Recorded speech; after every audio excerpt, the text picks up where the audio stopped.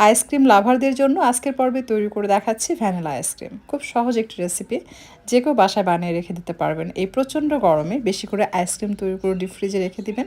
বাচ্চারা বা বড়রা যে যখন বায়না ধরবে জাস্ট বের করে পরিবেশন করবেন। আর এই ভ্যানিলা আইসক্রিম যে কোনো ধরনের সামার ড্রিঙ্কের সাথে কিন্তু অত্যন্ত ভালো যায়। যে কোনো ডেজার্টের সাথে আপনি যদি মিক্স করে পরিবেশন করেন, দেখবেন সেটার স্বাদ বহু গুণে বেড়ে যাবে। আর খুব অল্প খরচে আপনি চাইলে সহজেই ভ্যানিলা আইসক্রিম বাসায় তৈরি করে রেখে দিতে পারবেন। আশা করছি ভালো লাগবে। রেসিপি ভালো লাগলে লাইক, কমেন্ট, শেয়ার করে চ্যানেলটি সাবস্ক্রাইব করে নিয়মিত চ্যানেলের সাথেই থাকবেন। আইসক্রিম তৈরি করার জন্য আমি এখানে তরল দুধ নিয়েছি 1 লিটার।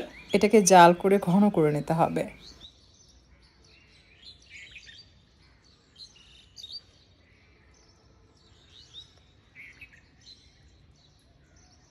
দুধ ঘন হয়ে আসলে অ্যাড করতে হবে গুঁড়া দুধ। গুঁড়া দুধ অ্যাড করার রিজন হচ্ছে এতে করে এটার ঘনত্ব বেড়ে যাবে এবং দুধের স্বাদ বৃদ্ধি হবে। আমি 2 টেবিল চামচ উঁচু করে গুঁড়া দুধ নিয়েছি এবং 1 চা চামচের মতো বা তার থেকে একটু বেশি হবে কর্নফ্লাওয়ার মিক্স করে নিচ্ছে।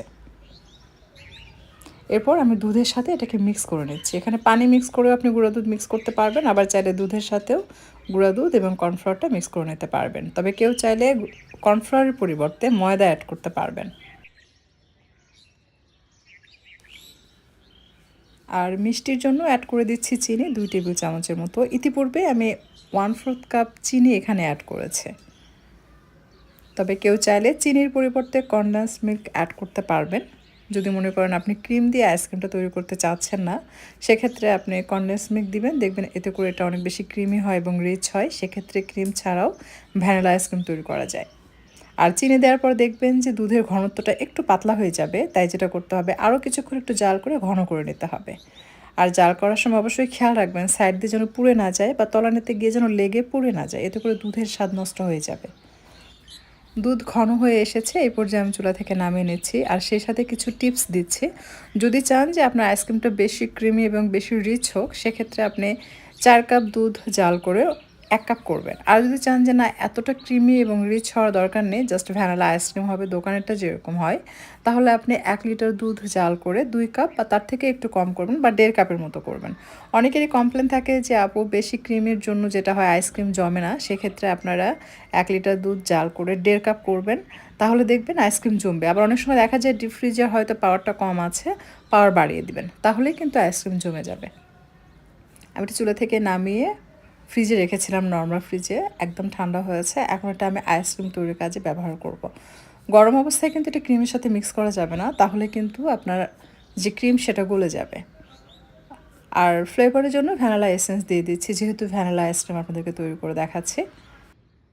আমি এটা ক্রিম মিক্স করে আইসক্রিম তৈরি করব। তার জন্য আমি এখানে ক্রিম নিয়েছি আপনার 1 কাপ। এটা ডিপ ফ্রিজে রেখে একদম ঠান্ডা করে নেবেন, তাহলে খুব দ্রুত ক্রিম অনেক বেশি তাড়াতাড়ি ফোমি হয় আর কি। লিকুইড থাকলে সেক্ষেত্রে অনেক বেশি সময় ধরে আপনাকে এটা বিট করতে হবে, সেক্ষেত্রে সময়টা বেশি লাগবে এটা ফোমি করে তৈরি করে নিতে। আপনি যদি চান যে ক্রিম ছাড়া আইসক্রিম তৈরি করবেন, সেক্ষেত্রে এই যে দুধ জাল করে ঘন করেছেন এটা ডিপ ফ্রিজে রাখবেন। তারপর যখন এটা জমে যাবে তখন ডিপ ফ্রিজ থেকে বের করে এভাবে বিট করবেন। ওই দুধটাকে বিট করলে এরকম ফোমি হবে। তখন এটা আবারও যখন আপনি ডিপ ফ্রিজে রাখবেন তখন সেটা আইসক্রিম হয়ে যাবে। তখন আপনার ক্রিম অ্যাড করার প্রয়োজন নেই। আর যদি মনে করেন না আপনি ক্রিম দিয়ে আইসক্রিমটা বানাতে চাচ্ছেন, তাহলে এই যে ক্রিম এভাবে ফোমি করে নেওয়ার পূর্বে যে লিকুইড দুধ দেখতে পাচ্ছেন আমি নর্মাল ফ্রিজে রেখে ঠান্ডা করে অ্যাড করলাম, এটা এই পর্যায়ে অ্যাড না করে আপনি এটাকে ডিপ ফ্রিজে রাখবেন। ডিপ ফ্রিজ থেকে বের করে যখন বরফের মতো হবে ঠিক সেই পর্যায়ে বের করে এটাকে বিট করবেন, তখন এটাও ক্রিমের মতো হবে। ক্রিম আলাদাভাবে বিট করে ফোমি করে নেবেন। তো দুইটা যখন ক্রিমের মতো হবে, দুইটা একসাথে মিক্স করে আপনি ডিপ ফ্রিজে রেখে দিবেন, আইসক্রিম হয়ে যাবে। তো আমি যেটা করছি যে লিকুইড দুধটা বের করে ক্রিম ফোমের মতো তৈরি করে সেটার মধ্যে লিকুইড দুধ দিয়ে এটাকে মিক্স করে ডিপ ফ্রিজে রাখবো।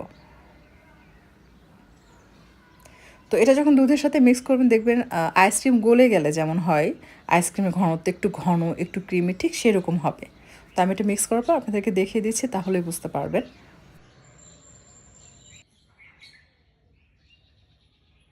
দেখুন আইসক্রিম যখন গলে যায় তখন কিন্তু এটার ঘনত্বটা হয় ঠিক এরকম। তো এভাবে তৈরি করলে এই আইসক্রিমটা একদম দোকানের মতো হবে। এখন আমি এটাকে ডিপ ফ্রিজে রেখে দিচ্ছি জমানোর জন্য, কারণ এটাকে আমি আবারও একবার বিট করব। তো প্রথমে যেটা আপনাদেরকে বললাম যে যে দুধ জাল করে নেবেন সেটা ডিপ ফ্রিজে রেখে ফোমি করে তৈরি করবেন। তারপর ক্রিম এভাবে তৈরি করে দুটো যদি একসাথে মিক্স করেন, তাহলে সেকেন্ড টাইম কিন্তু আপনাকে আর এই পর্যায়ে বিট করার প্রয়োজন হবে না।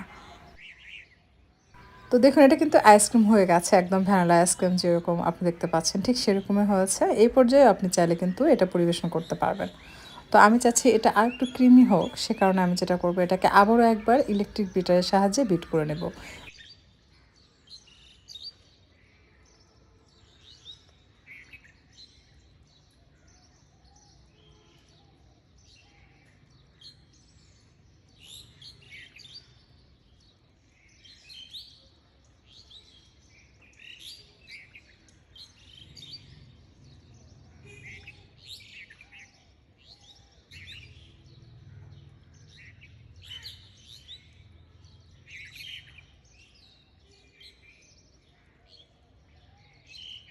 দেখুন এটা কিন্তু বেশ জমে আছে। এই অবস্থায় আমি বিট না করে কিছুক্ষণ রেখে দিচ্ছি।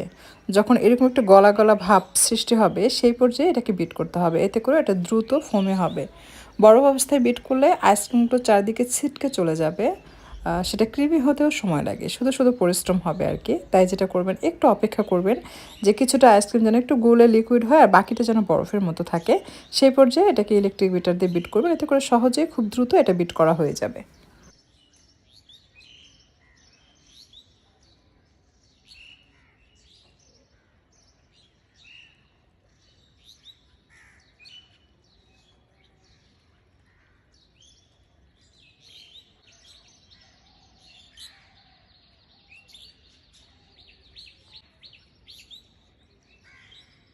কাঁচের পাত্রে আইসক্রিমের মিশ্রণ ঢেলে আমি এটাকে ডিপ ফ্রিজে রেখে দিচ্ছি সারা রাতের জন্য।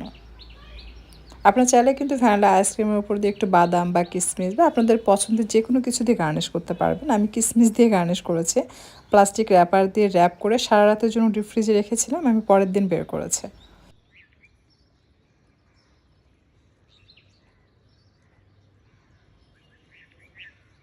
তো দেখুন একদম কিন্তু পারফেক্ট। আমি আপনাদেরকে একটু কাছে থেকে দেখিয়ে দিই, তাহলে বুঝতে পারবেন।